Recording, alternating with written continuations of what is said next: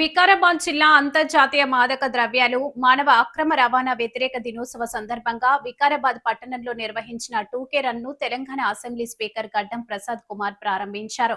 Block ground నుండి MRP చౌరస్తా వరకు జరిగిన ఈ రన్ లో ఆయన స్వయంగా పాల్గొన్నారు. నిన్న నిర్వహించిన క్రికెట్ టోర్నమెంట్ విజేతలకు ఈ సందర్భంగా బహుమతులు అందించారు. ఈ కార్యక్రమంలో జిల్లా ఎస్పీ స్నేహ మెహ్రా, అదనపు collector Umashankar Prasad, trainee collector Sachin Baswaraju, Gooturu municipal chairperson Ghatam Ananya, ప్రజాప్రతినిధులు, అధికారులు, విద్యార్థులు పెద్ద సంఖ్యలో పాల్గొన్నారు.